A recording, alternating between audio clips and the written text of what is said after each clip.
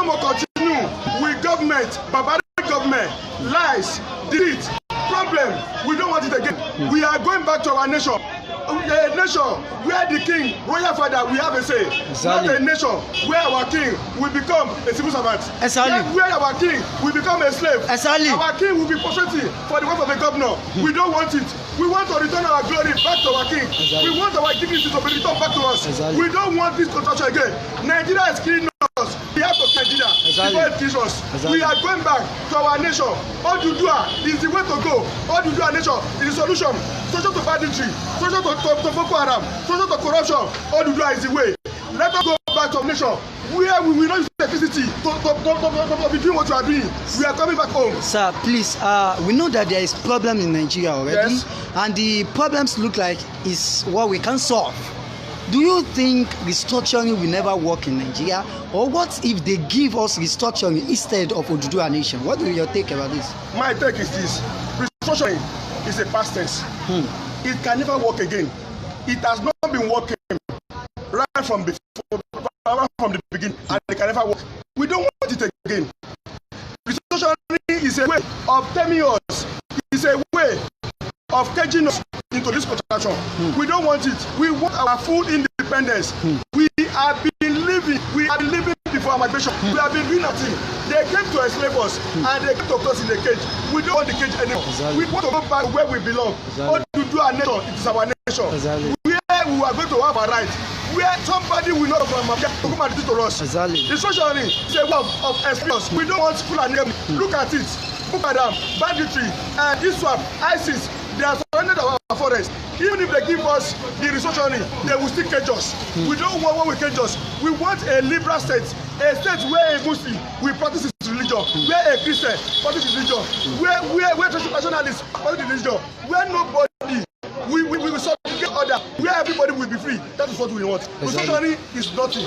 Oduduwa nation, our independence is what we want. Nigeria must be integrated. There is this question again. Many people don't believe in this. That we believe in, because they have been given impression that is it not the same bad leaders that are representing the interest of the Yorubas while we are under Nigeria? Are they not the same people that we are going to have when we gain independence? The problem is not only about our leader. Let me tell you, Quran is a guideline for the Muslim. Bible, guideline for the Christian. So also, Constitution is the guideline for the citizen. When you have a corrupt Constitution, how do you want the leader to lead well? Look at the preamble Constitution. The preamble says, we Nigeria, where do we sit in 1999 to write the Constitution? It's a scam. Somebody wrote it under the supervision of the God, in the interest of the Fulanis, and that is why all what is there is corruption. You said you send the military away, but then look at it. What the civilians are using to rule us now, what they are using to rule us now, it is what we see called the National Constitution, which we say we don't want again.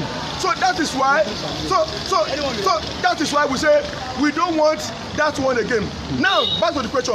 The question is, when we have our nation, we are going to call all our old generals, our retired judges, all the walks of life, artisans, everybody will come together. We sit. In fact, why drug the constitution? It will start from the grassroots, where the CDA will have an input, to the CDC, to the states, to the local. They will have their input before we call it our constitution. And then this will monitor everybody. Even if these leaders that are corrupt now, even if they are going to come in, they are going to work with a clean constitution, not a corrupt constitution that they are using now. Even if, let me tell you, I'm sorry to say, if a state becomes a president, it will fail. Because the constitution is corrupt. It's the one that is making them to fail. It's the one that says that the president should use 2 billion naira to eat per year, where the constitution does not recognize the common man on the street to use 1 naira to eat. Then, how do you expect a president to change the constitution where others are eating from it? What we want now, we want a nation that all of us will sit together. We write the constitution and to guide us. Listen, if a man in Ogun State in Ota misbehave and the Ibadan is the capital seat of power for Oduduwa, we can take from Ota to come and attack him here. He will change. He doesn't have anywhere to go. He will definitely do what he wants to do. But when they become senator, rep, they will fly to Abuja, from Abuja to London. Going there to meet them there. We cannot go there. Even if they are coming in, they will come with Bansa, security, Mopo, Ayakila, everybody. We will not be able to access them. We don't want that one again. We want the one that our people will be with us. Our people that we elect will be able to reach them. That's what we want. All right, thank you so much. Abdulhamid Olaleka reporting Oduduwa, Sweden. Thank you. Next. For those of you watching us, you can also share it live and direct. I think we have more than 160 watching now. Now I'm going to interview another individual, a genuine Yoruba man. Your name? Hi, I am Karim Oluwatosin by name from Iwo land. Wow. I'm a Nigerian citizen and also I'm a youth, as you can see. The reason why we are agitating for this is because we Yoruba, we are suffering a lot. Fulani, they are kidnapping our people here. And also, we as Yoruba people, we don't have freedom of speech. And also, we don't have freedom of movement. Assuming we are going to north side, we are panic of kidnapping people there because some months ago, some weeks ago, we heard about herdsmen kidnapping our people there. They slaughtered them like a cow, like a goat. For what reason? And also, our people in Yoruba here now, Sunday Igboho and his people, they went to the sheep bush. They went on a battlefield. They went there on the battlefield to discover those herdsmen, and they discovered some bodies there. They even died. They even died. God bless you, brother. So, we Yoruba, we are now raised up. We are no more panic. I'm telling you the facts. They are not sending me, but I know we Yoruba, we are ready for our own freedom. I mean, for our own nation. Like, seriously, as in, this thing is enough. I mean, when what he said, enough is enough. Exactly. That means they are tired of what they are passing through. Exactly. So now, enough is enough. We Yoruba, enough is enough. Do you think by 2023, many Yoruba people, they are waiting for 2023 to come so that a Yoruba man could be the president of Nigeria? Yes, do you think the problem right now could be solved by the Yoruba president of Nigeria? Thank you very much for the question. Sir, what question? We Yoruba, we are not waiting for 2023 nation. We Yoruba, we are against 2023 election. Exactly. Yes. We Yoruba, I repeat myself. No change. We don't only want to say and Sandra don't want any general election in 2020. I repeat myself. We Yoruba, we are not waiting for 2023 election. You are from Iwo, right? I'm from Iwo, but I'm today. But why is it that the king over there, the Oluwo, is not in support of Oduduwa? God bless you, sir. As you people can hear what is going on now, that some thief in Iwo. My brother, I think you are with me, sir. Yeah, I'm with you. Yes. Wait. As you can see, some king in Iwo. Some people in Iwo, they are against. Let's go. They are against. I think there is important information we need to capture here. The Yorubas, we are not cowards. Yes, sir. As you can see.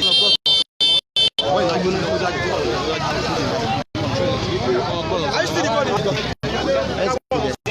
Monica, no, let's do it now. Okay. Don't worry. I think you tell our campus. What's your daddy? Ah, thank you. I remember you. Hey, really?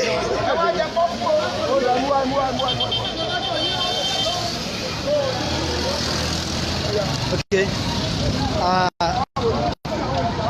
Ẹ jẹ́ kí n.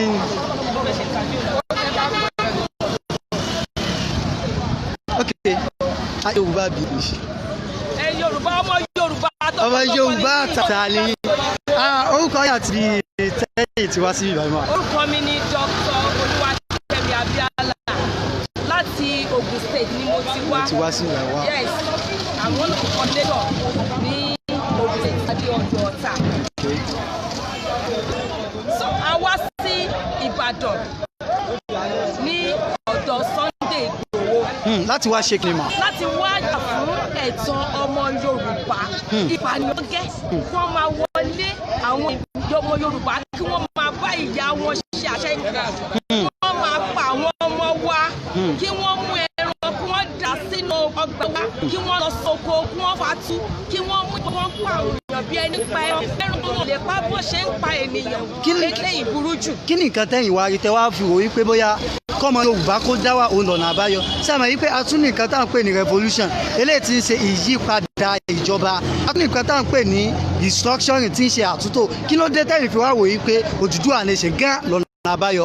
Torí kan Odùduwà kì í ṣe ẹrú ẹrú tí wọ́n fi wá ṣe ti tó gẹ́ àwọn ò kì í ṣe ẹrú aṣíwájú ni wá àwa lẹ ọdẹ paranparan àwa ni olórí kò síbi tí adé Odùduwà bá wà ní gbogbo àgbáyé èyí tí wọ́n kì í forí balẹ̀ fún nítorí èyí a fẹ́ Odùduwà ká dá dúró ká wà ní ọ̀kọ̀ọ̀kan níta bá wà ní kọ̀ọ̀kan gbogbo àlùmọ́ọ́nì tí Ọlọ́run ti fi fún wa ní ìpínlẹ̀ Oòduà àwa náà máa jẹ àǹfààní ẹ̀ ìgbé ayé ẹrú ó ti tó gẹ́ ìgbé ayé kó máa pa bí ẹni pẹ̀rọ ó ti tó gẹ́ ìgbé ayé kí àwọn kan máa kọ́ sọ wọ́n bẹ̀rẹ̀ sí kó wé àwọn ọmọ Odùduwà àti ń ṣerú fún wọn wọ́n ń pa wá bẹ ní pẹ̀rọ eléyìí ti tó gẹ́ wọ́n wọnú ilé wọ́n bá àwọn ìyá wa ṣe àṣepọ̀ tí kò yẹ àwọn èèyàn ò lè lọ sóko mọ́ ò lè lọ sódò mọ́ àwọn èèyàn ò lè sùn ní ojú méjì nínú ilé wọn mọ́ pẹ̀lú ojú kan ni débi wípé òyìn lọ sùn ní orí igi eléyìí tí tó gẹ́. Àwa Yorùbá àwọn ọmọ Odùduwà àtàtà we are more than 70 million in population. Pẹ̀lú bá a ṣe pọ̀ tó yìí ìjà yìí yóò rí pé a ní tó lóyìnbó kò ní resources láti fi survive as a nation.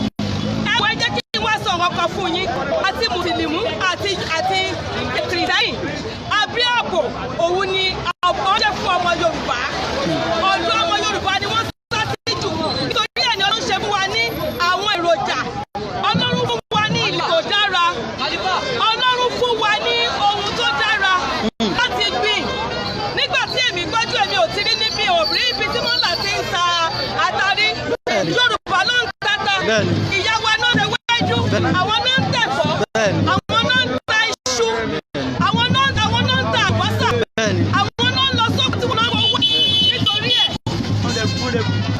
àwọn ni wọ́n ń ru ẹrù nítorí ẹ̀ nígbà yẹn àwọn bàbá wa wọ́n máa jẹun ní pẹ̀lú ìfọ̀kànbalẹ̀ kò sí jà kò sí wàhálà ṣùgbọ́n láyé ìsìn kò sí gbogbo nǹkan ti dolúrú ọmọ tó yẹ kí àwọn màmá wa máa lọ wọ́n ti wípé wọn ò lè lọ àwọn Fúlàní wọ́n ń pa wọ́n kí wọ́n lórí wọ́n dé wípé wọ́n tún ń bá ìyá arúgbó ṣe àṣepọ̀ nínú.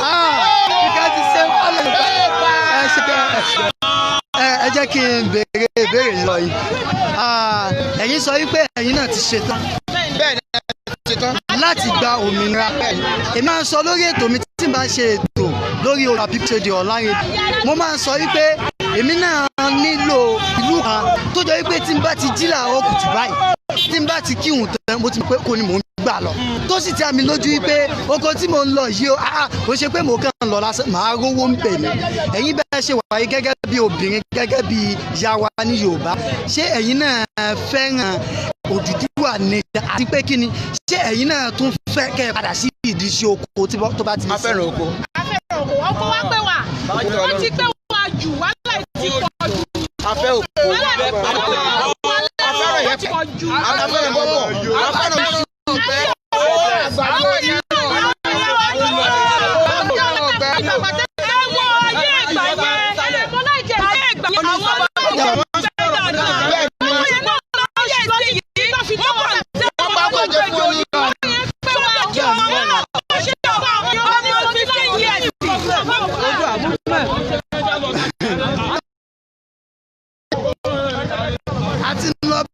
àti lọ káyẹ báyìí. Oduduwa yìí. We are now going for the peacefully.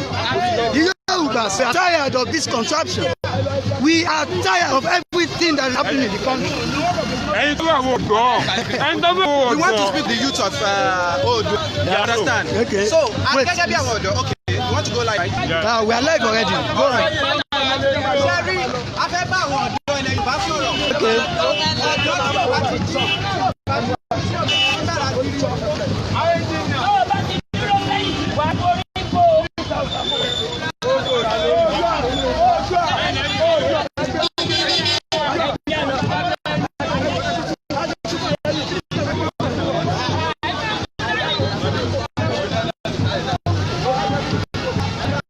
Live and dead.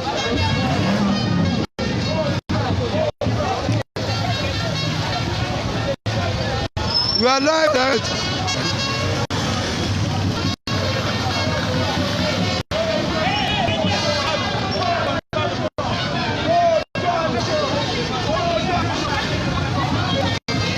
All we need is Oduduwa nation. And again, want to tell the youth, ẹ jẹ́ kí àwọn ọ̀dọ́ wa kọ́ ronú wọn. Ogun tó bàbá yóò jà ń gbà yìí láti lè jẹ́ fún ìrìn àjẹ́ o. Wọ́n máa kú sọ́pẹ́ lo. Sọ́jà tó wọ́n ẹ̀jí kiri ẹ̀yìn ọ̀dọ́. Ẹ̀yìn ọ̀dọ́ ni mo bá wí o. Ìjọba ní àti sọ fún ìrìn ọ̀dọ́, àwọn ọ̀dọ́ la ní láti bá sọ̀rọ̀ fọ́jọ́ jí kiri. Táwọn àgbàgbà bá sún ẹ̀jẹ̀ káwọn ọ̀dọ́ tí olú àgbàlagbà àwọn olè jàjà tó wà lẹ́yìn. Ẹ má dúró dé o. Ìbàdàn kéré gbà ìwọ̀n jàjà yẹn sọ ẹ má dúró pa àwọn ọmọ àjàjà yẹn sùn. Ẹ má dúró pa ọmọ àjàjà yẹn sùn. Ìbàdàn kéré gbà ìwọ̀n jàjà yẹn sọ àtàlẹ̀ jàjà yẹn sùn lélẹ́yìn. Sọ ẹ ká jáde ká ronú o. Tẹ bá ń dúró pé àwọn àgbàlagbà yẹn àwọn bẹ́ẹ̀ jàjà yẹn ẹ ló ti pé ìgbà yẹn ló fi ìgbà yẹn oyún. Àwọn àgbàlagbà oníjà fún ìjà. Wọ́n sọ̀dọ̀ rí o. Wọ́n nígbà tí o. Sọ ẹ má wo ti wá rí fọlọ. Ohun tó wà lẹ́nu ni wípé àwọn tí a pè lọ́wọ́ ní àwọn ọmọ Oduduwa mi wọ́n ń gba àbọ̀dé ọmọ àlè ni wọ́n. Bẹ́ẹ̀ni. Ṣé tó wẹ́ pé ìyá wọn ni wọ́n lọ bá nínú ilé ni wọ́n gé lórí ni? Ṣé wọn ò ní jáde? Wọ́n lọ aṣọ dúdú bojú. Wọ́n gbowó lọ́wọ́ àwọn Fúlàní. Wọ́n lọ aṣọ dúdú bojú. Wọ́n da aṣọ dúdú bojú. Wọ́n gba owó tí kò yẹ kí wọ́n gbà. Eléyìí ò dára rárá. Oduduwa la fẹ́. Oduduwa nation ó la fẹ́. Oduduwa lọ́wọ́ Nàìjíríà. Nigeria is gone. Ẹ dákun lẹ́yìn bá gbàṣẹ ìjọba tó bá ṣiṣẹ́ ọjọ́ wíwò fi máa rí táyà náà. 30 ní 35. Tẹ́bá ti wọ 60 years àbí ṣebí tíṣẹ́ bá ti wọ 60 years kí ni yóò ṣe yóò rí ara. Nàìjíríà ti wọ 60 years ẹ jẹ́ ká fún Nàìjíríà ní kọ̀mpútà rẹ̀.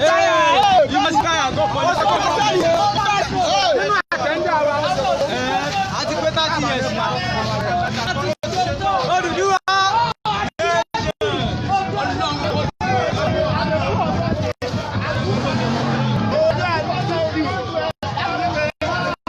Yoruba nation is what we want. We are tired of Nigeria.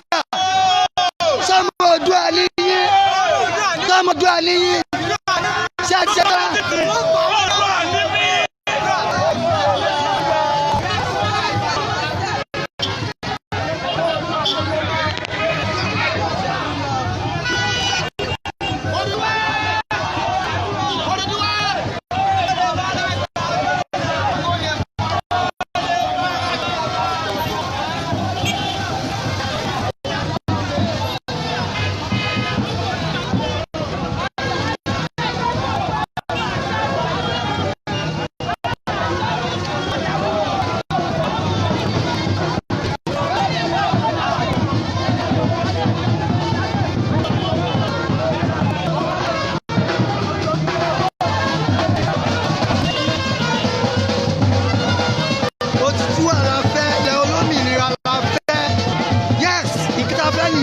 We want freedom, and that's it.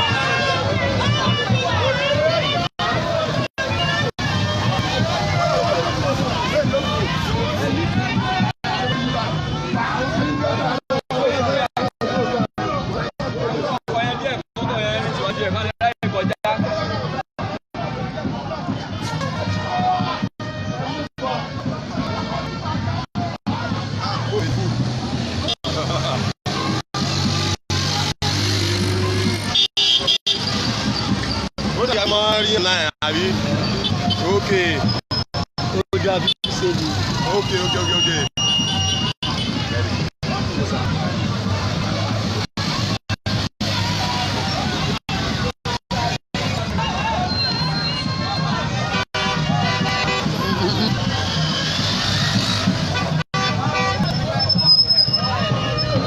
The rally is going peacefully.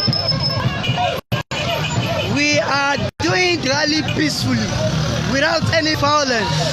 Yes, although we have been restricted from going to Liberty Stadium in Ibadan, but yet we have occupied the street of Ibadan and all Yoruba lands because we want a new country.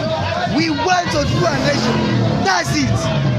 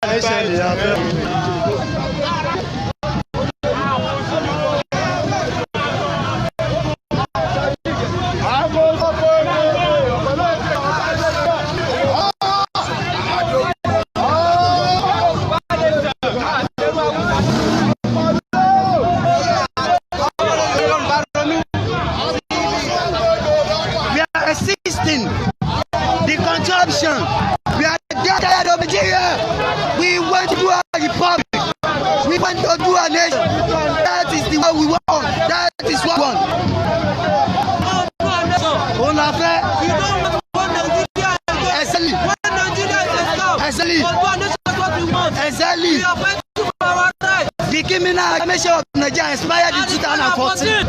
We are tired. Say that Danny.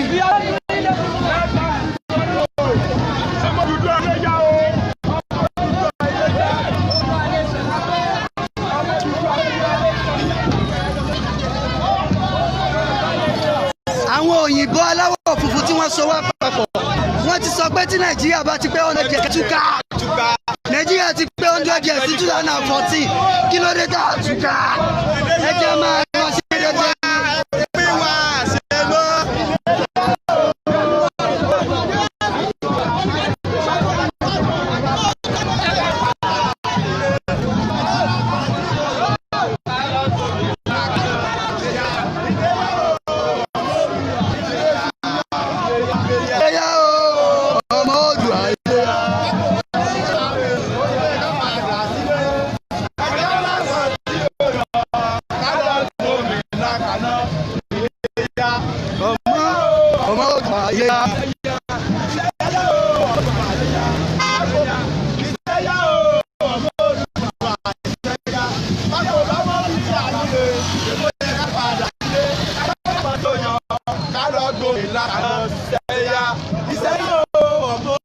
ṣe ṣiṣẹ́ àwa dàbí ẹni tí ò mọṣẹ́ ṣe mọ́. bẹ́ẹ̀ni.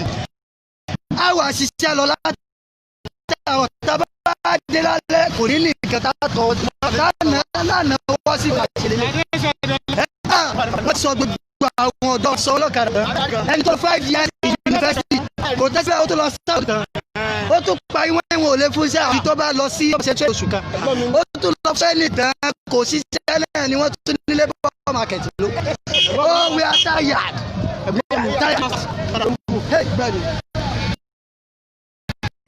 wọ́n ní master ọ̀gá wọn down. ṣé ẹ mọ̀ pé ní tó bá sí school. Education is the only way. that is the only way that we can use source. And seriously máa gbọ́ wípé àwọn tó ní degree ni wọ́n ṣiṣẹ́ ọ̀kadà tẹ́lẹ̀ eléyìí wọ́n tún ṣọ́ọ̀kì mo ẹ̀mí brother yìí gẹ́gẹ́ wọ́n ní master. master ọ̀kadà ń ṣe fún ọyún. ṣé àti gbogbo ẹ̀yin wèrè tá ń wò mí tẹ́ sọ yìí kó gbogbo à kò ní wáyé ẹ wo ẹ̀yin àfi wẹ̀ ẹ jẹ́ yín láfi dì èèyàn ní master kò ní ṣiṣẹ́ ọ̀kadà ló ń ṣe ẹ wọ́n sọ fún mi pé Nàìjíríà. ṣé fẹ́ gbọ́ àwọn olórúkọ nílẹ̀ Yorùbá náà ń tà wá fáwùsá. bẹ́ẹ̀ni. àwọn ará máa jà fúra ó lọ́wọ́ ti sọ jà fúra yín. bẹ́ẹ̀ni. àsìkò ti tó a máa lọ. ó ní agbẹ́ni máa lọ. ní Yorùbá ó ní máa lọ sí. ìka àkọ́kọ́ tá a bá ń sọ pé educational system tá a bá gbọ́ mi ní ìka àkọ́kọ́ tá a kọ́kọ́ sí ni pé a ṣe English mọ́ nílẹ̀ wa ojú bá lọ a ṣe English mọ́ nílẹ̀ wa. àwọn ẹ pè wọ́n wá ẹ dákun àwọn èèyàn fi wàá sọ nǹkan bá fẹ́ kó sọ.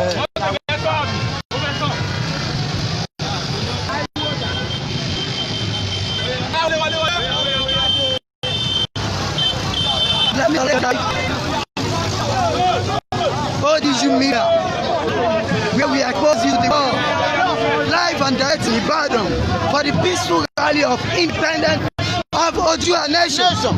We are ready. We are not afraid. We are not cowards. We are not a coward. We are fully ready for it. Yes, we are. Independence is the only way. Yoruba must be free. Must be free. We are tired of domination. We are tired of eternal slavery.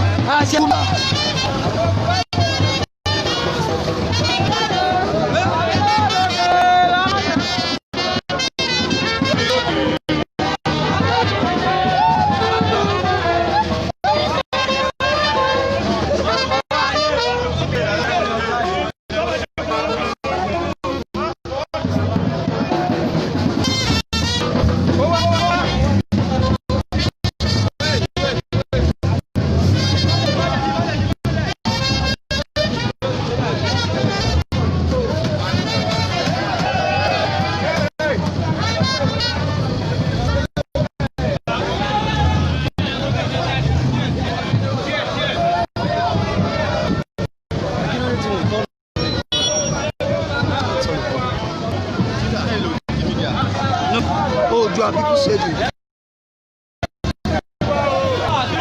Coach ilé ẹ̀sọ́ yẹn. Coach wà lára. Respondent wà.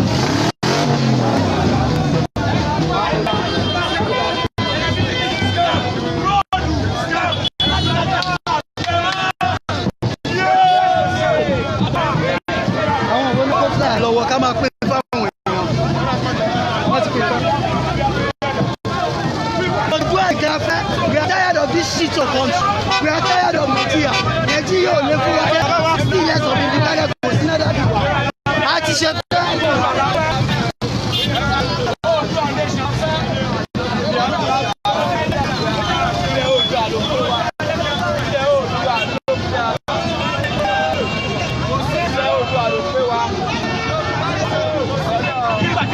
tí mo gba nínú English tí mo gba wà ní Yorùbá tẹ́ni fanakula ni tẹ́ni máa lọ ní tẹ́ni máa kú fanakula àtọ̀ ìbá. máa ń interview yín so gbogbo dáǹsì ẹ sọ ní kúndùn bí ìṣẹ́jú márùn-ún lẹ́bi sọ. ní báyìí mo lọ interview ẹnìkan tó ṣe pàtàkì.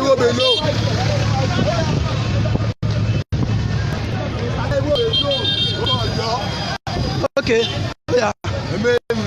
kí ni kata ṣe bí bàbá lẹ́nu Hausa. torí Hausa àti Fulani wọ́n ń dá wà láàmú yà á jẹ wá. ẹ sọ Hausa ṣe bẹ́ẹ̀ gba Hausa. ẹ ṣe mu yanzu ka ci gona mu mun kai shi police station yanzu dai mu muka da gaskiya za a dora mana laifi za a ce mu muka da laifi irin wannan abun ya ishe mu kowa ya je wajen sa mun ma mu sai a wajen mu su sai a wajen su kowa ya sai a wajen yanzu ba kun da ya faru cewa wani maganar sassantawa ba wani sassantawa ba ne abu kowa ya sai a wajen su kowa da yanzu Buhari a soja babba Hausawa ne a custom Hausawa ne a police area government ko every general Hausawa ne ba wani Yorubawa ci suna ta mu koyi ne amma yayi shemu kowai da saboda tsakan da an ba wanda duk wanda ke zo ci aiki wanda Allah ba shi wanda ke zo ya ci bar mu kowai sai a wajen saboda Allah da Annabi saboda yaran su shike na yayi shemu. Ẹ sọ fún wọn pé gbogbo nǹkan tó orílẹ̀-èdè máa ní tí fi jó orílẹ̀-èdè tí ń ṣe nǹkan àmúṣọ ìsọ́sí ló máa ní láti fi gbòmìnira. Ẹ sọ fún wọn. Yanzu Yibo da ko da kwada Ingila ko mu Yoruba suka yi tsoro suka ce in ba mu wasu amma yanzu mu ma mun tashi yanzu abin da rage kowai sai a wajen sakon saboda sun duk abin da ake dora mana laifin amma mun ga Allah akwai Allah shi ne ko Allah zai sa Allah zai sa Allah zai sa mo left na in English mo ní wà nù Yorùbá Yorùbá ní ká orúkọ yín àti tẹ́ ti wá sí Ìbàdàn lẹ́yìn àbí Ìbàdàn náà lẹ wá. Ìbàdàn kọ́ ni mo wà Èkó ni mo ti wá sí ẹ̀fọ́ mọ bí ìlú sẹ́yìn ni. Kí ni nǹkan tẹ́ rí tẹ́ fi wòye kó yẹ kẹ́ wà níbí nílé òní. Ayé kí n wà nígbà mi kì í sọ ọmọ àlè. Láti èmi èní mo gbé ọmọ 54 years lórí ilé ìpẹ́. Kí ni èrè tí mo wá jẹ? Kí ni èrè tí àwọn ọmọ mi tí mo ti bí èyí jáde yunifásitì wà ní wọn tí ò tí ì sí iṣẹ́ wọn ọjọ́ olóògbé kan àwọn ọmọ báwọn náà fẹ́ di gọ́fúnà tàbá sì wà lọ́dà Nàìjíríà ókè àbámu tí ń ṣiṣẹ́ tẹ̀bá sí port wa gbogbo àwọn ọ̀gá abọ́ta Haúsá ni gbogbo wọn. Nílẹ̀ Yorùbá nílẹ̀ Yorùbá tẹ̀bá dé àpapọ̀ eré bí police station gbogbo àwọn ọlọ́pàá tó wà bẹ́ẹ̀ Haúsá ni gbogbo wọn nílẹ̀ Yorùbá kí ni èrè ìwádìí second class ọmọ onílù ní. Ilẹ̀ bàbá wa dẹ́gbà sí. No. Agbọ́dọ̀ tẹ once and for all. No more Nigeria. This is Yoruba nation. Dájú wa pẹ̀lú ọjọ́ orí yìí lẹ́nu. Ṣé ẹ̀yin ṣe tán láti fi kódà kálẹ̀mí náà ni ó là ẹ ti ṣe tán láti fi dí Oduduwa nation. Mo dágbére fún ìyàwó àtọ mi lẹ́kọ̀ọ́ kí n tó máa bọ̀. Ètò mi lè wá kú kò lè jó oyè bá àtẹ wá ní kú àní fọmọ ṣe àìpẹ̀lú wa ṣe pẹ̀lú Ọlọ́run ti wá ní ohun. Now, well done, sir. Yes, sir. Are you from South or not?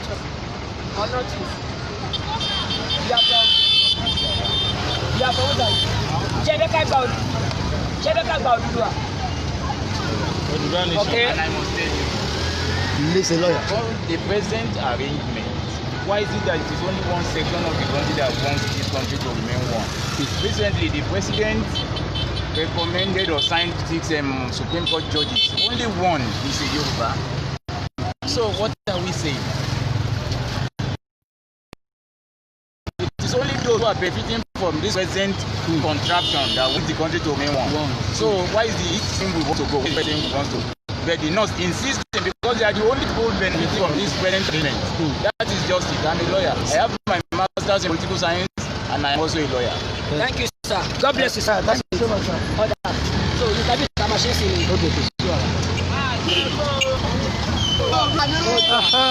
Oduduwa. Tabati ní odò. Àwọn tàbí tá máa ṣe nìyẹn. Musa ta sí ìdíkà. Ṣé kó Oduduwa kó dá dúró? Ṣé ọmọ Yorùbá ni mí? Ẹ rọra sàn ẹ ká sọ̀rọ̀. Ṣé ọmọ Yorùbá ni mí? Ọmọ Yorùbá ni mí. Ṣé ẹ fẹ́ ká gba ilẹ̀ Oduduwa? Ẹ fẹ́ ká gbà. So ẹ̀yìn information ta sí. Bẹ́ẹ̀ ká sọ o. Ẹ ká sọ. Ẹ jọ ṣé ọmọ Yorùbá ni yín? Ẹ kì í ṣe ọmọ Yorùbá. Ọmọ Yorùbá ni yín? Ṣé ẹ fẹ́ ká gba ilẹ̀ Oduduwa? Ẹ fẹ́ ká gba ilẹ̀ Oduduwa. Ẹ ṣe gan dádì. Ẹ ṣe. Ẹ ṣe ṣàtìgbọ́. Kò sí nira fún àmọ́ ọmọ Yorùbá. We are ready. Bábọ̀. Set camera. Ẹ ká sọ o. Ẹ jọ sọ Yorùbá ni. fẹ́ dáhùn ẹ̀rù ń bà yín Fúlàní ẹ ṣe ẹjọ́ sọmọ Yorùbá ni yín sà Fúlàní ẹ̀yin náà fẹ́ dáhùn torí kọ́ máa gbé yín ọ̀nà méjì ní kú àpàyọ̀ tó kẹ́sì pọ̀wọ́ ìpọ̀ àwọn méjì rẹ̀ tó ìjọ sọ mi ò pé kú máa pa yín kì í ṣe pé tó ẹ má bẹ̀rù ẹ má fòyà á lè ṣiṣẹ́ ibi fún yín ẹ ṣàràṣọ lọ́rùn tàwa náà ẹ̀tọ́ ìbọ̀dà jà fún ọjọ́ ọ̀la gbogbo wa ní irú yìí bá sọ̀rọ̀ pé a fẹ́ ilẹ̀ Yorùbá ààrẹ náà ṣùgbọ́n tẹ́ ẹ bá sọ̀rọ̀ àlè tẹ́wọ́ bọ̀ lẹ́nu ọmọ Yorùbá tí ẹ fẹ́ ká gba ilẹ̀ Yorùbá nǹkan tá a fẹ́ nìyẹn bẹ́ẹ̀ ni bẹ́ẹ̀ kọ́ a fẹ́ ọmọ Yorùbá lẹ́yìn náà. ẹ ṣe o. We need to do a lot of work. As you can see, we are still getting the awareness. The rally is going on peacefully. ẹ ká sọ ma ẹ ká sọ sá o ẹ jọ sọmọ Yorùbá lẹ́yìn tẹ́ wà nínú kẹ̀kẹ́ yìí ṣé ẹ fẹ́ ká gba ilẹ̀ Yorùbá àfi ẹ fẹ́ ká gbà. kọ́mọ Yorùbá dá dúró. kí ilẹ̀ Yorùbá kó dá dúró ká ní orílẹ̀-èdè tiwa mo fẹ́ fi yé yín pé tá a bá ní orílẹ̀-èdè tiwa yìí kọ́ máa ṣẹnu rẹ̀ jù báyìí lọ o Odùduwà lèmi bá dá dúró nígbàkúgbà lásìkò kásìkò mi ò ti ju aṣọ rẹ lọ́mọ. àbí. adẹ ṣe rálì so tẹ bá fẹ́ ká gba ilẹ̀ Yorùbá ẹ bá wa fóun sọ̀rọ̀ pọ̀ ṣé ká gba ilẹ̀ Yorùbá ẹ ṣe gan.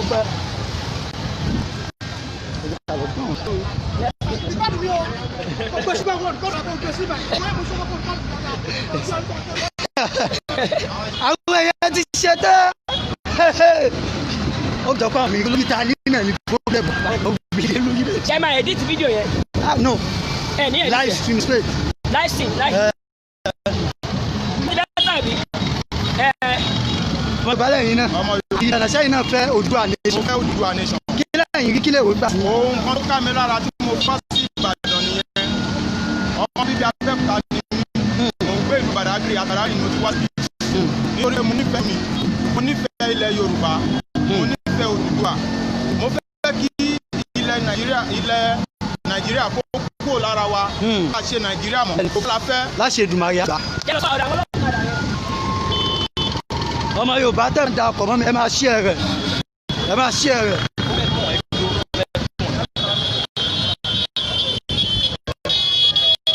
Yorùbá we are living Nigeria.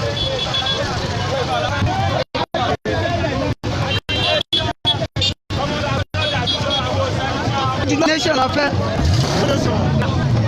ẹ ká sọ nínú kẹ̀kẹ́ yìí ẹ jọ sọmọ Yorùbá ni ṣé fẹ́ ká gba ilẹ̀ Yorùbá àbí ẹ fẹ́ ẹ mọ̀ pẹ́ ẹ̀rọ yìí bẹ́ẹ̀ ṣe ń ṣe yìí ó ti tẹ̀ yín kò sí wàhálà. ẹ fi wọlé.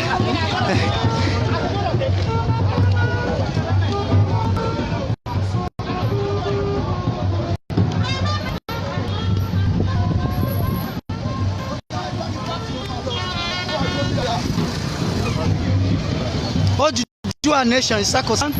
It's our right and we need to demand for it. It is our right. Freedom. It's our right. Ilẹ̀ Yorùbá ilẹ̀ bàbá wa ni.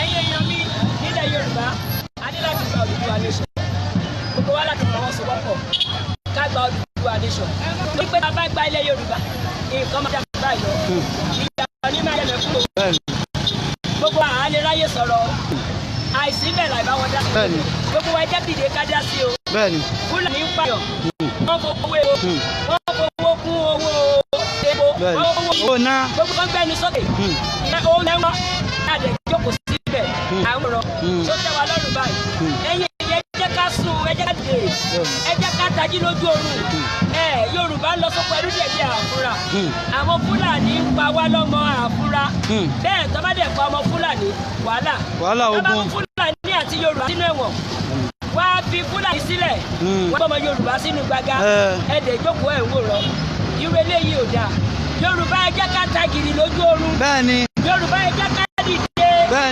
Yorùbá ẹ dìde Yorùbá ẹ má sùn ẹ dìde ẹ jẹ́ ká gbalẹ̀ Oòduà ká máa bá tiwa lọ Ìgbò fẹ́ àgbò wọ́n fẹ́ Biafra Ìgbò fẹ́ Biafra Yorùbá ń fẹ́ ilẹ̀ Oòduà. Bẹ́ẹ̀ni. Àwọn Haúsá nìkan ló yarí.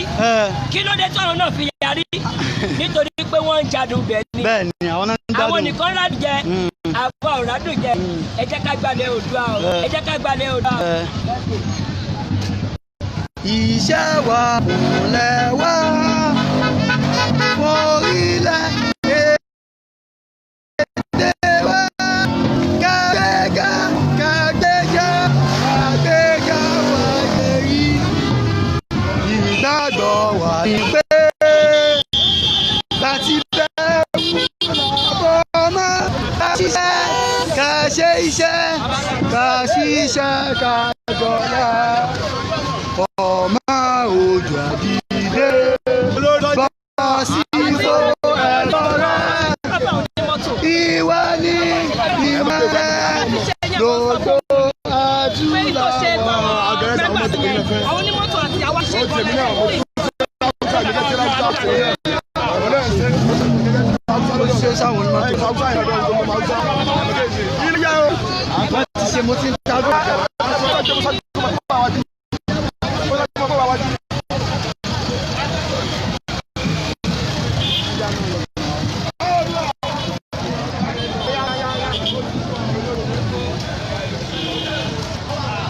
We are tired of a dead country, Nigeria. We want to live. Ọmọ Yorùbá ni wá, ọmọ Oduduwa ni wá tọkàntọkàn. Nigeria is gone. Nigeria expired in 2014. Ó kọ́ la padà báyìí.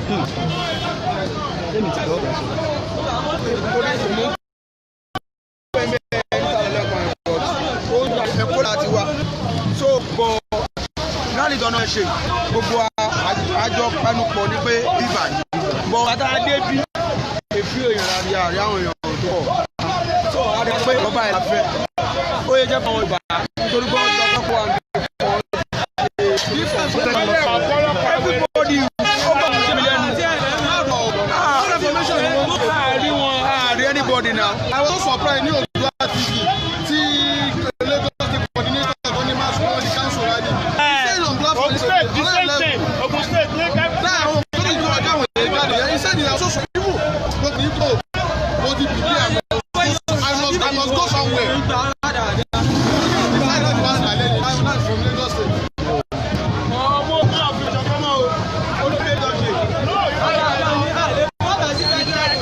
àwọn tó ń ṣí àgbáyé tí wọ́n jà Wọ́n sọ ẹni tẹ̀. Wọ́n sọ ẹni tẹ̀. Ẹnà ọ̀dọ́ tó wà ní.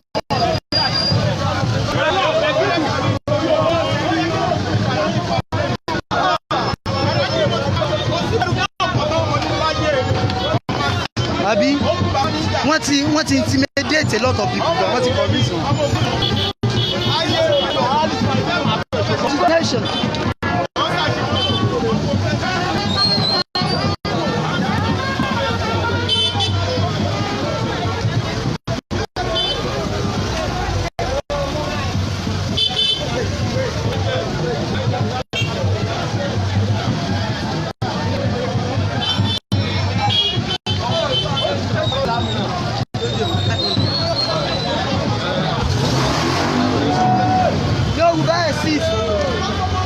Yoruba exist Nigeria. We are no more doing it. We are tired of Nigeria.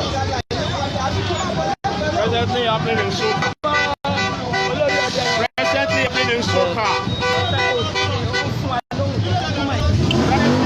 Soka.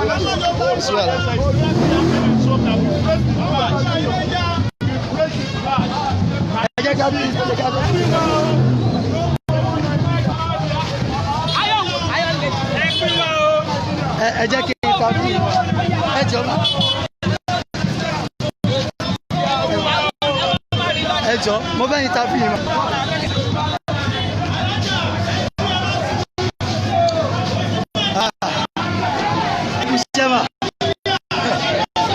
Báwo lẹ ṣe kí lẹ rí sí àlìtà ṣe lè lè máa.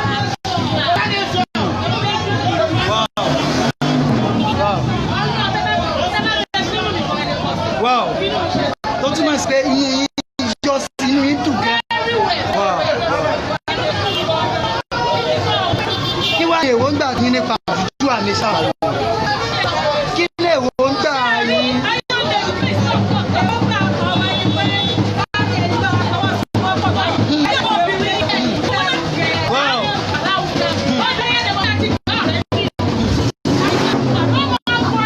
àti ìgbà ọ̀rẹ́dì ó ti tẹ́.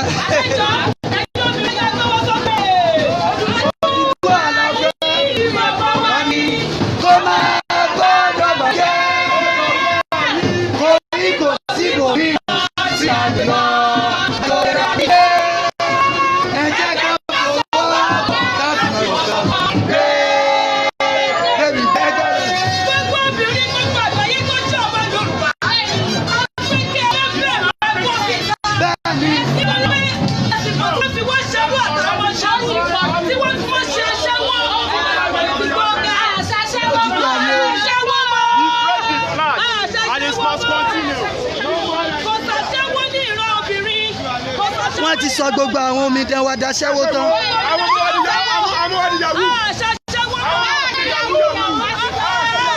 tó bá sọ wípé ìlú kan agbègbè kan tá a bá ti ń rí ọ̀dọ́mọbìnrin tí ń hùwàkuwà ìjọba abẹ ní kẹ́ẹ̀bí tíjọba ò bá ti ṣe nǹkan tó tọ́ rádaràdá náà lọ́dọ̀ ò máa ṣe.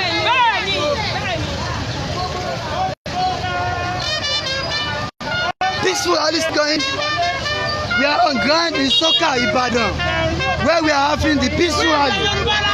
The police of Nigeria dare not disturb. It is our right. It is our right. We are here agitating to claim our rights. To claim our rights.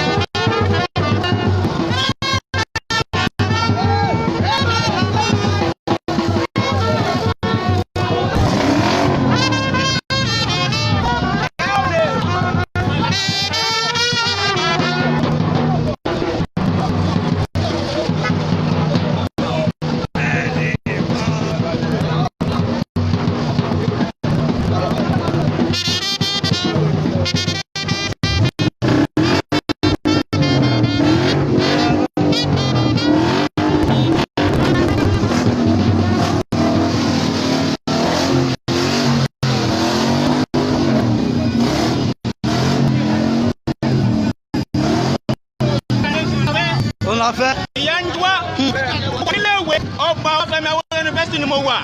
àmì ń jẹ́ pé tí mo bá pa mo fẹ́ gbé wọ̀ nílẹ̀ Nàìjíríà. fẹ́ wúlò dé àmọ́ àwọn Fúlàní ń pa wá àwọn òkèèrè ní gbádùn tó wá. àwọn ọmọ tó bá fẹ́ nìkan bí nínú sọ́jà òkèèrè ni wọ́n kọ́ lọ. bẹ́ẹ̀ni wọ́n lọ pa wọn. àwọn ọmọ tí wọ́n kọ́ sí báràkì bí báyìí kọ́ sí báràkì bí báyìí. wọ́n á jẹ́ gbádùn rẹ̀. àwọn kò gbédè àwọn ìlànà tó bá gbé. àní yóò bá afẹ́ dá dúró sẹ́ afẹ́ dá dúró sẹ́ àwọn ẹ̀mọ́ wọ́n ṣẹlẹ̀ mẹ́rin kíkẹ́ ti wà bí ìlànà ṣe fẹ́ máa ṣe lọ. Bẹ́ẹ̀ni. Bá ò bá fún wa a ò ní dúró. Bẹ́ẹ̀ni. Yorùbá ti ṣe tán náà Nàìjíríà. Ẹ máa nǹkan tó tèmi ń dùn jù. Inú tèmi ń dùn yìí pé àwọn tá a pè lórí wálé ìgbà Ọlọ́run ní jẹ́ kí wọ́n fara mọ́ Oòduà àtàǹsì. Ìdí ni wípé tẹ́ bá fara mọ́ tá a bá padà gbá irú wọn náà láwọn máa jẹ gàba. Wọ́n máa jẹ gàba. Àwọn ò sì fẹ́ Ọlọ́run ní jẹ́ kí wọ́n lè support. A lè gbá, a lè ṣe fúnra wa, a lè gbá fúnra wa. Yorùbá náà ń pè bí Oòduà nation náà ń pè bí. Lágẹ̀lú tèmi ti wá àpátápá àdókò tí bàbá ọ̀sọ́ mọ́. Kábíyèsí o. Àpáta méjà. Dandan ni. Bàbá ẹ̀yin náà kọ̀ wá. Ẹ̀yin náà fẹ́ Oòduà. Ó lè pẹ́ sójú ni. Ọ̀nà ojú bí a ṣe sọ yìí new country can celebrate independence. Mama ẹni òṣòwò ṣe ẹ̀ṣẹ̀ ni kò wá sówó. sẹ́ńtà 1,000 naira nígbà yẹn fóònù la fi ń rà ní ìsìn.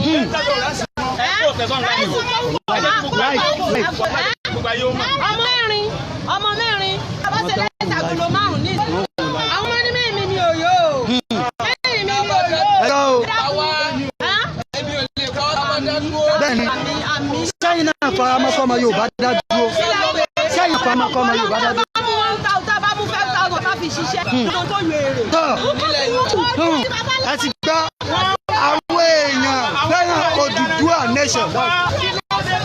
Ebi ò lè pa wá. Before radio station in West Africa was started by a young man, Chief Obafemi in 1953. That is WNDP.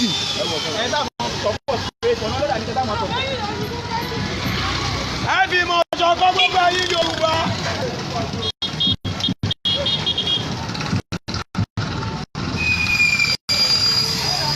Ẹ káàsán bí báyìí o. Ẹ káàsán o. Sẹ́yìn náà nífẹ̀ẹ́ Oduduwa ní stand up fún mi. Ẹ nífẹ̀ẹ́ rẹ̀. Ṣé ẹ fẹ́ ká dá dúró? Ẹ fẹ́ kí Yorùbá dá dúró? Má ṣe dùn ààrẹ. Ṣé ẹ rí àwọn lára ní. Àwọn àǹkùn lórí ìyàwó mú ẹ̀. Àwọn lára ní.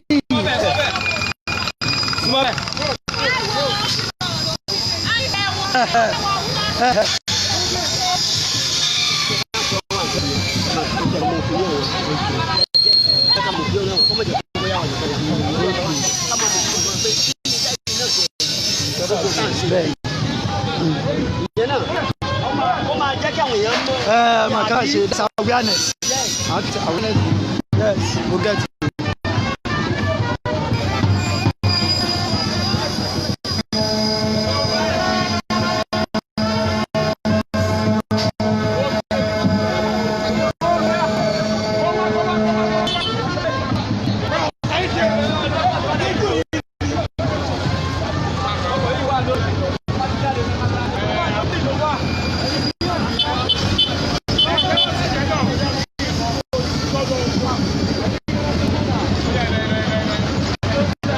Oduduwa nation la fẹ́ àtẹ̀wù mọ́.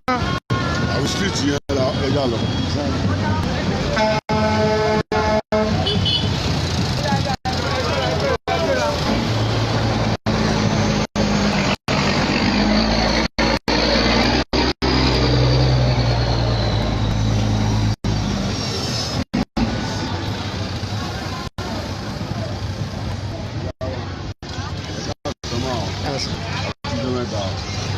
Ìjẹ́ ká bọ́ nínú ìyà tí àwọn Fúlàní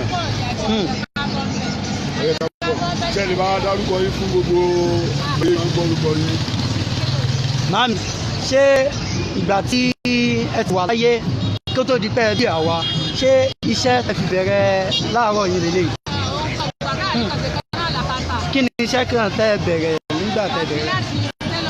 Kíláàsì wọn ń sanwó sọ kí ló wá dé tó fi wá di ìgbà tẹ nǹkan kan sọ. Tó túmọ̀ sí pé orílẹ̀-èdè Nàìjíríà gbogbo tó ti ṣẹlẹ̀ kò tẹ́yìn lọ́rùn ká gbòmìnira kọ́mọ Yorùbá dá wà. Tọ́ ẹ ti gbé àwọn èèyàn ti fẹ́ ká gbòmìnira.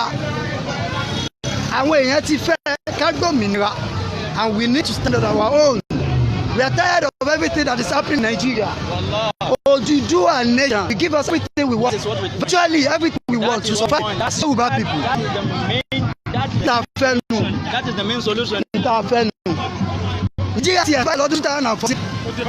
Ó ti expire. A kàn fẹ́ gbé lókù báyìí. Bẹ́ẹ̀ni. A fẹ́ lọ wọn ṣeré, a fẹ́ lọ bá wọn rẹ́rìn-ín.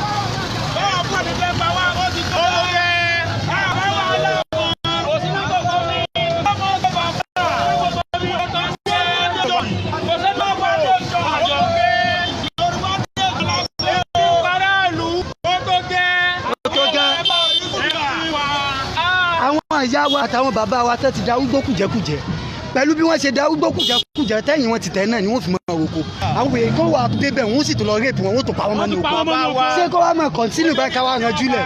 ẹni tí ò gbọ́ tẹnu ẹ̀gà inú lè gà sáró yìí ẹ̀ ń bá létí inú yóò gbọ́ ntẹ́ yìí oko ń sọ orílẹ̀-èdè Nàìjíríà sẹ́ẹ̀rí mùdùnmùdùn tètò ìṣèjọba ó ń bẹ lápá jùbìkan jùbìkan lọ ẹ wà wọn àrèwá kí ni wọ́n sọ láàárọ̀ nínú ròyìn wọn náà wọ́n fẹ́ kí ilẹ̀ Yorùbá kó dájú wọn fẹ́ kí Yorùbá wọn fẹ́ kó dájú orílẹ̀-èdè Nàìjíríà wọn fẹ́ kó pín àwọn ẹ̀yà yìí kò ti ṣe tán Yorùbá ti yarí ló tún kù àbí ìtàwọn olóyìnbó ń pè ní modern slavery nìyẹn.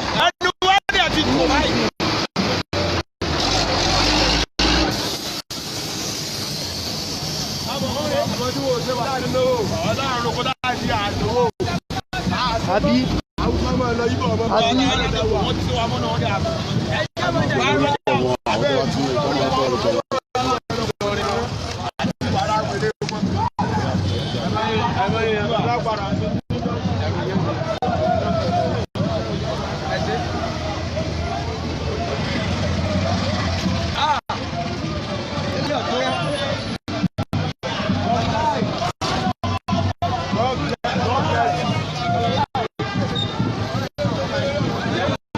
kí n bá yín polówó járí ẹ̀yin náà ò fẹ́ Nàìjíríà mọ́ ẹ fẹ́ Nàìjíríà mọ́ sọ́mọ Yorùbá ni yín àtàbí ṣé fẹ́ẹ̀kì ni yín ni sẹ́yìn náà fẹ́ràn Oduduwa nation ajé ò mọ̀ wá láṣẹ Èdùmàrè ìgbà tá a bá gbòmìnira ìnírí ìsàwátì.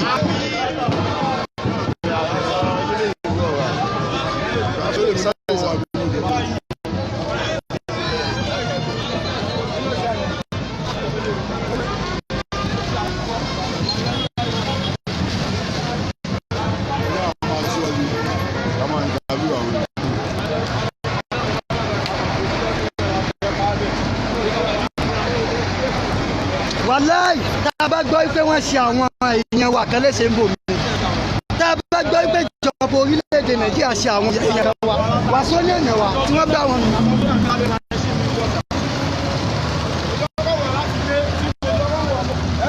òṣùwọ́n àlọ́ bí a bá ti dọ́rù rẹ̀ ibẹ̀ ni wàhálà òbí ṣẹlẹ̀ ní. ìbẹ̀ wà àwọn òde fẹ́ wàhálà. fẹ́ wàhálà. kò sí wàhálà. àbí ẹ̀tọ́ wa sì ni wọ́n ń pe àjọ kan ní United Nations àjọ yẹn àgẹ́sítà ń bẹ Oduduwa nation àti ti jẹ́ full member United Nations tó túmọ̀ sí pé gbogbo tá à ń ṣe à ń ṣe pẹ̀lú òkú àjọṣe àgbáyé ni kò ń ṣe bá à ń ṣe.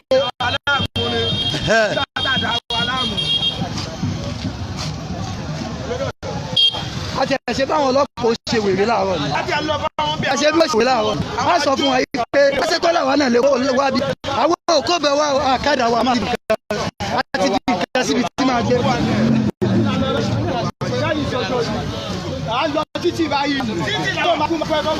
àbí káṣe wọ́n sàfọ́ kẹ́ni tí ó àbí káṣe wọ́n sàfọ́. ẹ ká sọ ma ṣé ọmọ Yorùbá ni yín mà ṣé ẹ̀yin náà fẹ́ Oduduwa nation àní kọ́mọ Yorùbá dá dúró kẹ́mọ Ìgbò máa bá tiwọn lọ káwọn Haúsá Àríwá kan máa bá tiwọn lọ kọ́mọ Yorùbá náà bá tiwọn lọ ẹ̀yin náà fa tọkàntọkàn tí ó ṣe pé tẹ bá dé tàásì kan mí lẹ́tọ̀ sọ fún wa wọ́n Nigeria is a scam ẹ believe Oduduwa nation kò ní bàjẹ́ fún yín àtàwọn àtọmọ yín. káàbù ti gbàgbé ọkọ.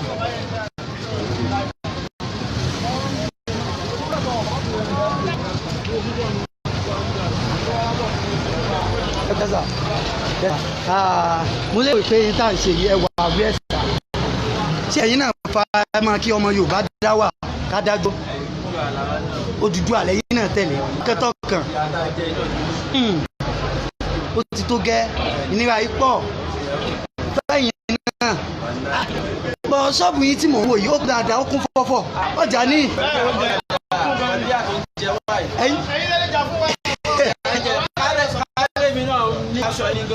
èyí náà bá tẹ̀lé wa pẹ̀lú pé èyí náà wà tẹ̀lé wa ìyàwó mi lọ́kàn tí yín tìyàwó yín tọmọ yín ti bàbá yín ti mami kò ní bàjẹ́ Odùduwà yìí tá a bá wá gbà tán n ò ní èmi àti sàwátì orúkọ yín sà.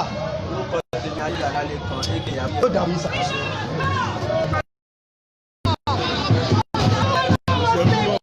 Yoruba nation, Yoruba seat, better Nigeria. We need to go. We need to go. I know my interested in Nigeria. I have nothing to demonstrate about Nigeria. All we are demanding for is independence.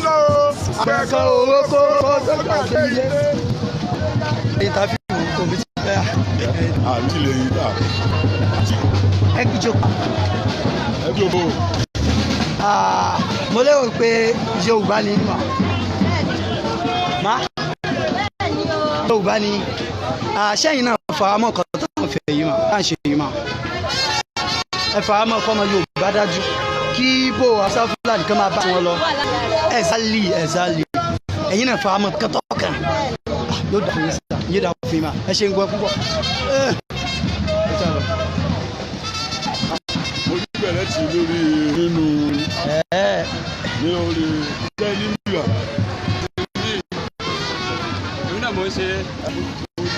Boss, pẹ̀lú ẹ̀gúsẹ́ ṣẹlẹ̀.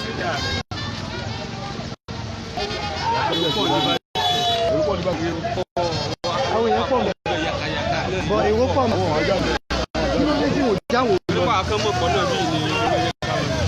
Tí wọ́n jẹ́ ká lọ náà ẹ jẹ́ ká lọ sí Liberty náà ọ́fíìsì tẹ̀ ti wà ọ̀hún yẹn wà mẹ́.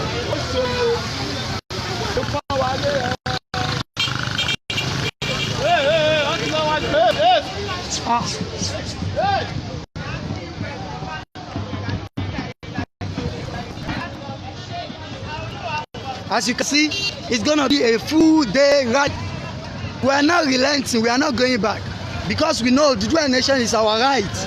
We will never stop it.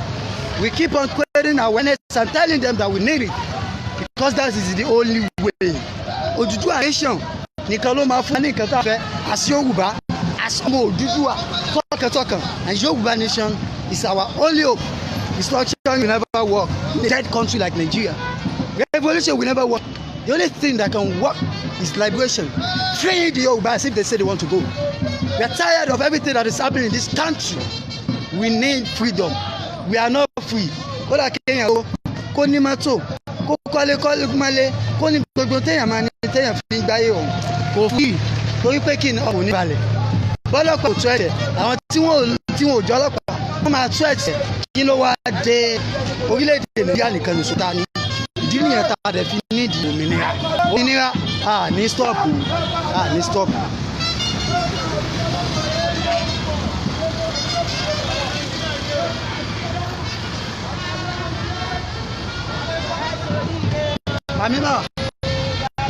Màmí sẹ́yìn náà nífẹ̀ẹ́ ká gbòmìnira kan Yorùbá dá dúró ẹ ti ṣe tọ́ fìlà Nàìjíríà mo ti tẹ̀ ń dé yìí. Sọ́tọ̀ kan yín wà ní abẹ́ ìkẹ́ ń sọ. Ẹ ń gbà yín tó wò wá lé o àwọn èèyàn ti ṣe tán ẹ ti ṣe tán yóò dà fún màmí yóò dà fún màmí àwọn èèyàn ti ṣe tán people are ready.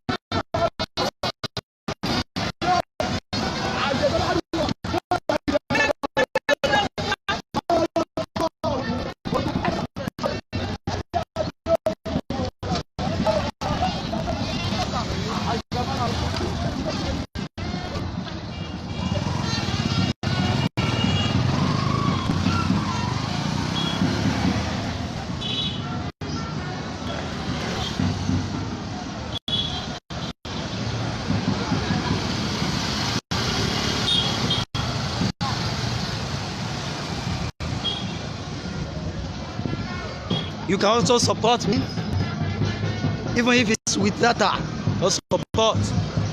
Do your own best. I'm doing my best now. Do your own part by supporting this.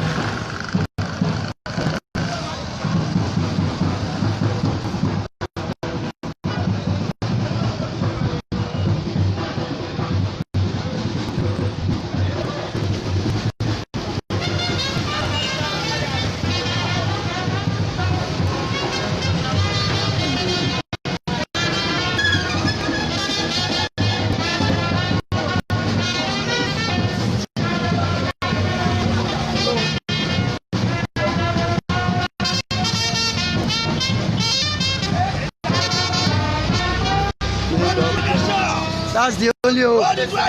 Our last hope. Our last hope. Our last hope. Nigeria is dead. Ìjọba Nàìjíríà, ìjọba amúnisìn, ìjọba ẹrú, àwọn òṣèlú, ènìyàn bí sẹ́wọ̀n. I'm tired. Yes, sir. Nigeria is not alright. Exactly. Wọ́n ti kú. Bẹ́ẹ̀ni. Wọ́n gbọ́ ọ̀rọ̀ Yorùbá abẹ́gbọ̀n ní àwọn sáàkì tó kúrò. Kí ṣe wọ́n ṣe wíwá gbọ́ wọn. Àbí.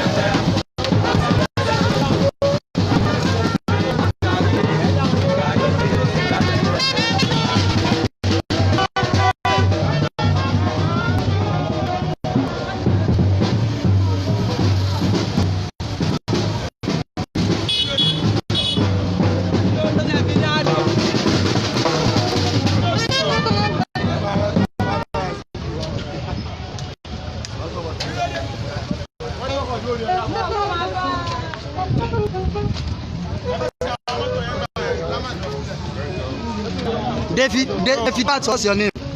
Àwa kọ́lá má di yálà jẹ bàbá bẹ́ẹ̀ ló má di kò kí n ṣe àwàjọ afẹ́ stupid for that state. Ẹgbẹ́ comment ọmọ àti in block ó là má di gbogbo wa.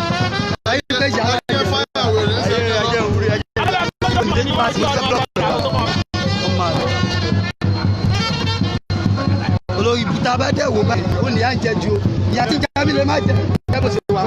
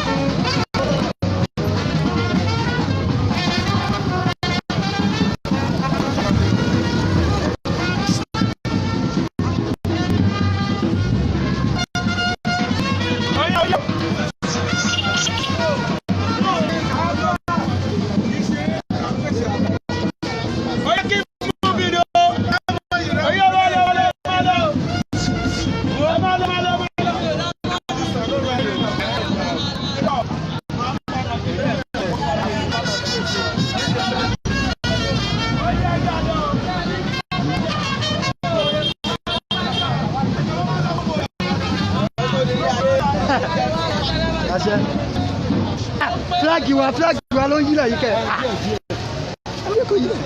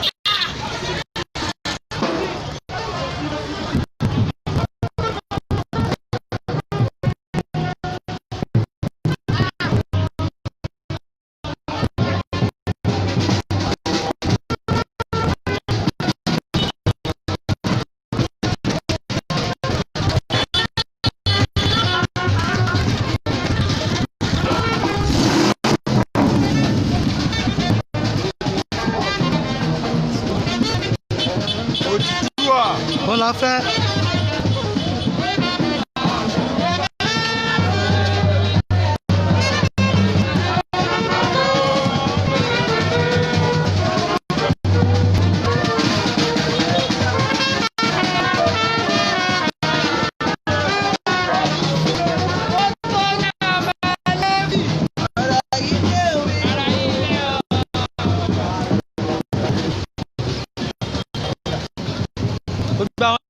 Sọ wípé àníléta flag ọlọ́mọ ẹlẹ́nu flag wà ní gbogbo àyíká kò ní ẹgbàá lè ṣe òun láti ṣe yé o ó máa ṣọ́ọ̀kì ń jọta bá gbòmìnira ó máa ṣọ́ọ̀kì fún àwọn ohun wo mi tó o pé kò ṣeé ṣe ojú mi ẹ ló máa ti ṣeé ṣe.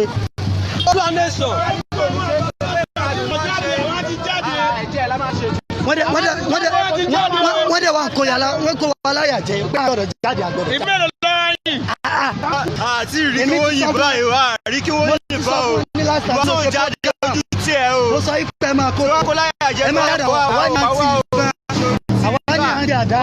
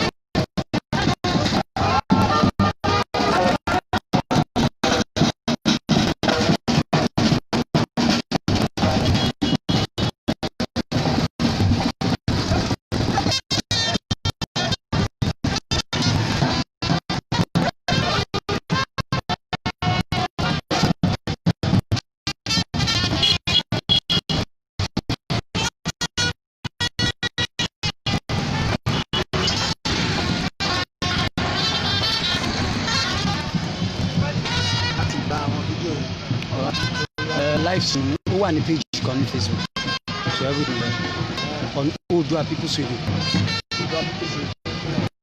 Oduduwa People's Radio Facebook page. All right, sir.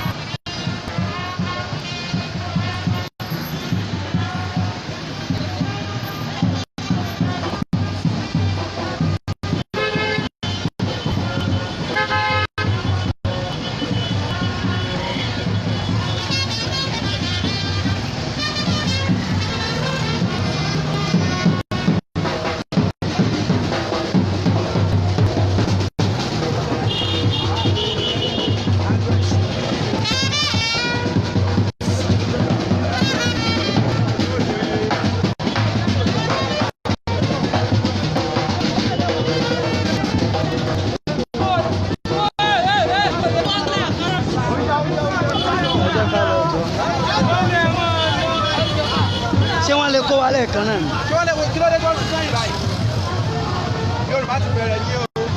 àwọn nǹkan tí wọ́n fi lè wà lójú náà ni.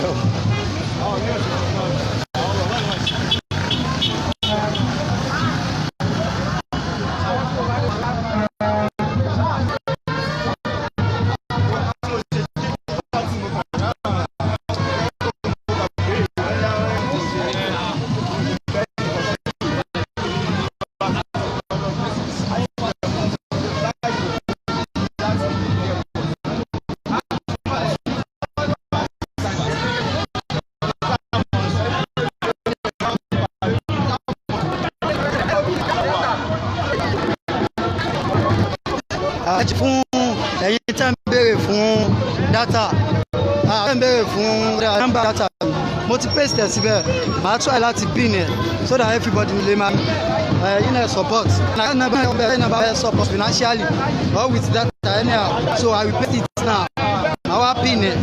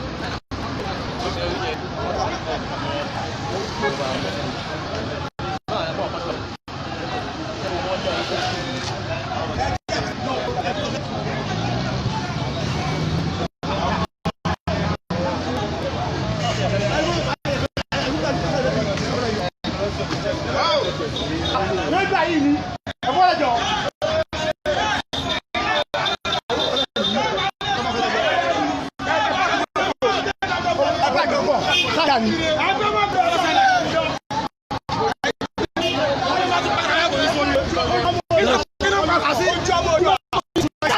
Kí ló dé ṣẹ́fù?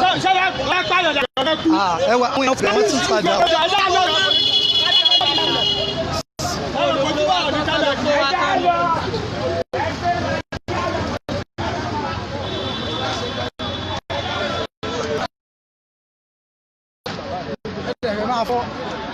Well, new development tó ń lọ lọ́wọ́ báyìí ni wípé bá ṣe ń ṣe àlè yẹn bá ṣe ń lọ so ó wá ní junction kan táwọn ọlọ́pàá wà gíga oríṣiríṣi forces ló wà ń bẹ ọlọ́pàá mopo sars gbogbo wọn náà wà ń bẹ and àwa dẹ̀fẹ̀ débẹ̀ a fẹ́ dé ọ̀rọ̀ wọn káwọn nǹkan tí wọ́n fẹ́ ṣe wọ́n ti block wọn mọ́lẹ̀ because normally Liberty Stadium ló ti yẹ ká ṣe rally yìí but street kan la ti ń ṣe báyìí àwọn street àwọlé kan la ti ń ṣe àwa fẹ́ dé Liberty Stadium tó wà ní Ìbàdàn but àwọn ọlọ́pàá sars mopo gbogbo wọn ti block bìkan àwa dẹ̀fẹ̀ kọjá ń bẹ̀ òun làwa dúró síbí báyìí sí àwọn kan sá sẹ́yìn wọ́n ń sojo níta sọ ní ọmọ Yorùbá wọ́n sojo àwọn wa ń sọ fún pé kí wọ́n jẹ́ ká lọ kò sí nǹkan kẹtẹ́ fi ṣe tẹ́fẹ̀ tẹ̀ fẹ́ pa mélòó náà fẹ́ pa nu wa tí wọ́n bá tiẹ̀ láwọn fẹ́ arrest wọn bóyá wọ́n tètè lọ́ọ́ máa constitution bóyá wọ́n tètè lọ́ọ́ máa constitution mi lẹ̀ báyìí tí wọ́n kò wá sí so mi ì mọ táwọn èèyàn sá sẹ́yìn yìí sí báyìí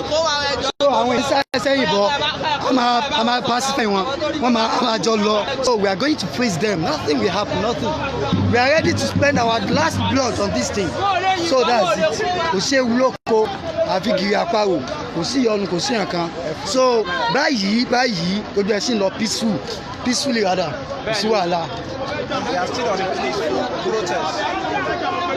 So as in your life and the peaceful protest tá a bá sọ fáwọn èèyàn wa ní pé ẹ jọ̀ọ́ ẹ má jẹ́ ká bẹ̀rù kò sí nǹkan kan tá a ṣe tó rú òfin gbogbo àwọn tá a rí bọ̀ lọ́wọ́ wa aṣọ tá a wọ̀ aṣọ gbọ́dọ̀ mọ̀ pé àkíyè ọ̀nà àkíyè onígbèwìrì báwọn yẹn pè ìdí ni a fi wọ aṣọ yìí àwọn bá dẹ̀ sọ fún wa àbẹ́ni kọ̀ọ̀kan jà àwọn afẹ́ jẹ́ orúkọ bàbá wa afẹ́ jẹ́ orúkọ Oduduwa afẹ́ jẹ́ orúkọ Yorùbá pọ́ndà mọ̀ nítorí pé sì bá wò bó Kwara mú ọ̀tọ̀ àwọn oríṣiríṣi tó jẹ́ pé àwọn gbáàdì láti rí báwo la ṣe fẹ́ mọ àwa tá a ojúlówó ọmọ Yorùbá yàtọ̀ sáwọn yẹn ìdí ni ẹgbẹ́ agbọ́dọ̀ dá dúró ká jẹ́ orúkọ ọ̀tọ̀ọ̀tọ̀ ká máa mọ̀ pé orúkọ wa làwa ń jẹ́ àwa ò ń ṣe gbéwìrì ẹ ṣe. ìta fẹ́ nìyẹn ọmọ Yorùbá kan tá a fẹ́. Oduduwa nation ìjà ní ṣọ́ọ̀jù lọ́dọ̀ tí iwájú jáde máa ní pé kó wà láàrin ní ìfọlọ́wọ́ wa kí wọ́n lè láti ra kí ló dé ẹ̀jú ẹ̀ ó ti tó ẹ̀jú ó ti tó dáa. òṣìṣẹ́ kò sí nǹkan.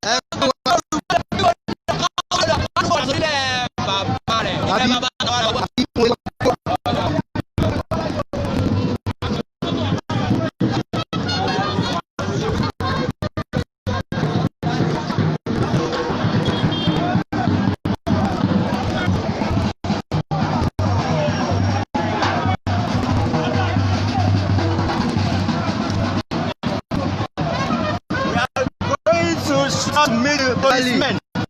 You can't do nothing, absolutely nothing. You're fighting for freedom.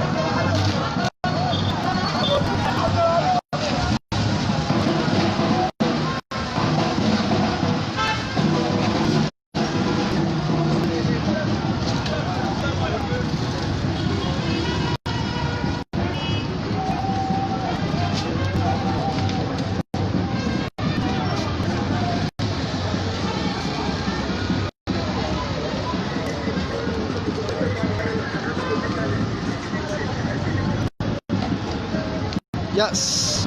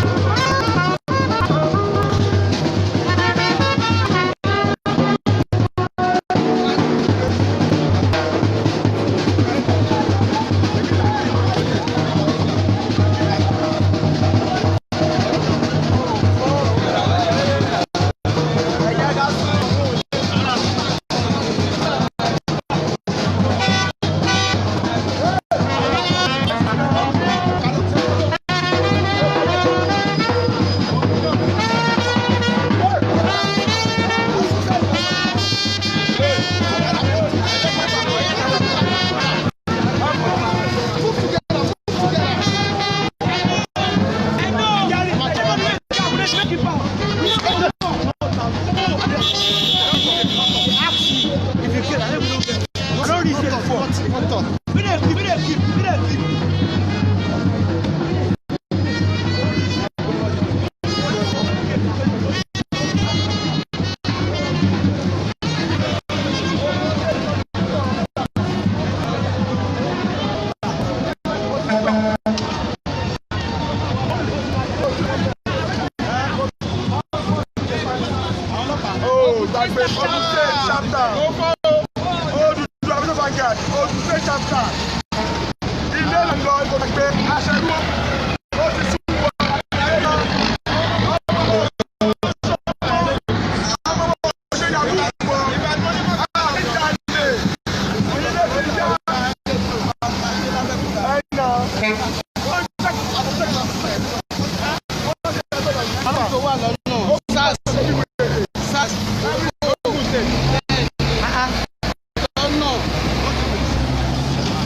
láì fẹ́ jà Boko Haram lábẹ́ máa bá Boko Haram jà.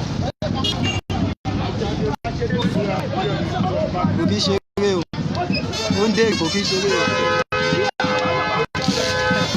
kò ṣeré o kò ṣeré o. lápàdé àwọn èèyàn wà.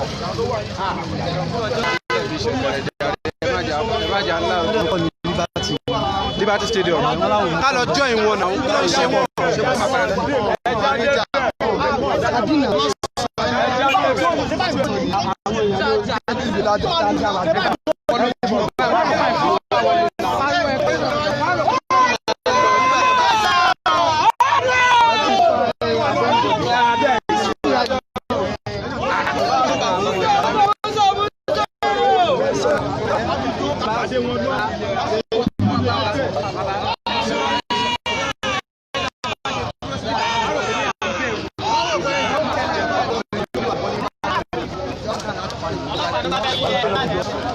ọ̀pá tó wájú ó kàn gbá ní tiẹ̀ bá nu báyìí lọ ó ń dèrè léyìí o ó ń ṣàtọ̀ ìgbà tí mo sọ fún yín lórí ètò mo lè pé we are preparing spiritually ẹ wò lóye eré mi àwọn ilé ìrẹ́jì láti gbá yẹn nìkan o kò kí ń ṣeré o. àbí nà ó. kó máa lọ bẹ́ẹ̀ ẹ jẹ́ kó máa yọ kálukú kó máa lọ bẹ́ẹ̀ o. máa jọ sẹ́fù mọ́.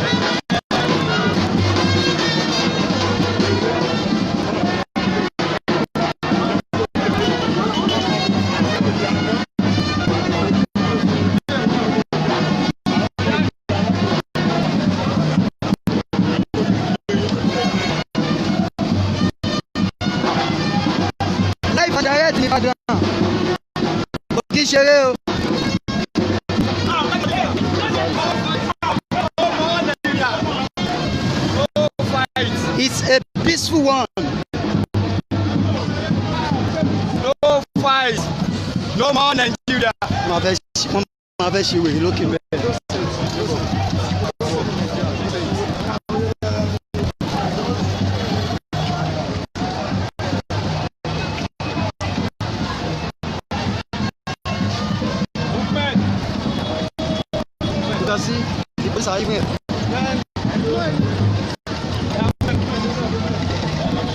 The responsibility of police is to make sure that peace reigns, and I think they are doing their best to make sure that they are making it peacefully with us, and that is why we are also taking peacefully with them. But tọ́ bá gbà kejì á fún wọn o, tọ́ bá fẹ́ kejì á fún wọn o, òkè ṣeré o. àti méjì kéèké tó kó lè kó kí ṣeré o kó tọ́ ni wọ́n á ti fà wá kéèké ní òbí náà. Wọ́n ṣẹlẹ̀ mo dá wà pàtó náà.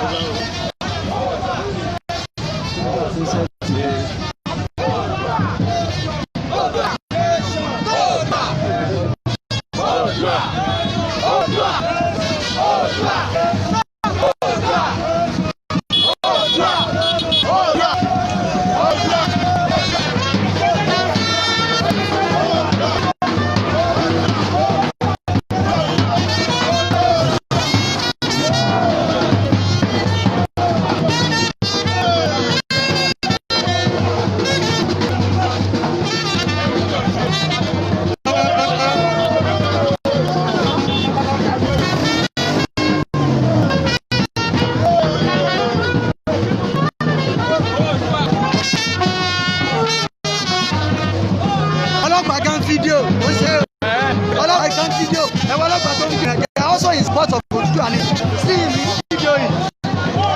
Ìyá ń jẹun náà ó ṣe pé yà ò jẹ wọn. Ọlọ́pàá ló fídíò yìí o. Àti kí mo láìkì àwọn ọlọ́pàá Ọ̀yọ́ state yìí o. Wọ́n lọ pé àwọn fídíò.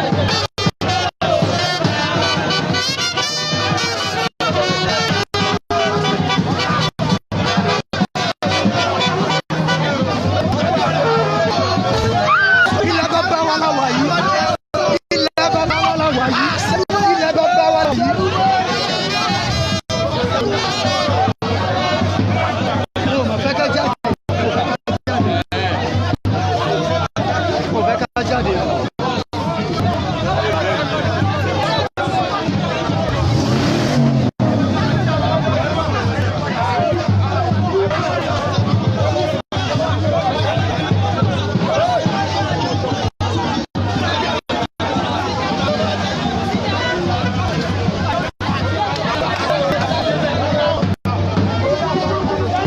Sọ́ọ̀tì mi pẹ̀lú dátà o tí kìíní bá tẹ́ báyìí kò já o.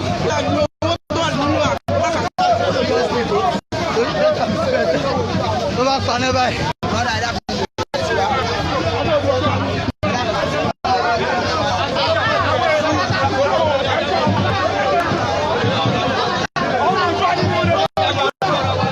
Mo gbọ́dọ̀ rẹ́sì ẹ̀bọ̀dì ń bíbẹ̀ yìí o.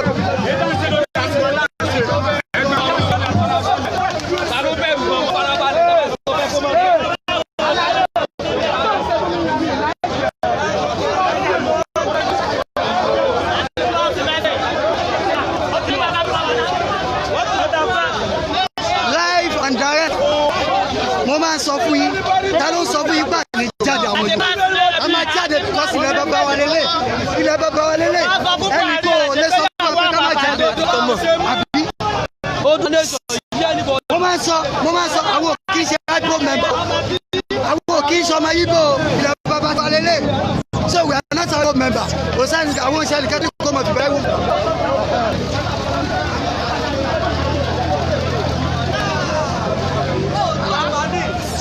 yàtọ̀ sí nǹkan mi ó ti ń wọnú ìpè orí mi sí ìgbà jábọ̀rọ̀ ìpè ẹ̀mí sọ báyìí fún ọmọ tó rí mọ́tò ìyàwó ẹgbẹ́ dúró torí àwọn kámẹ́rà wa wọ́n ti pọ́n wa lé o.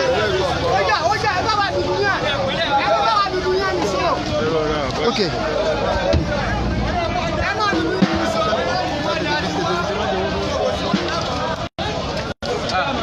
ok.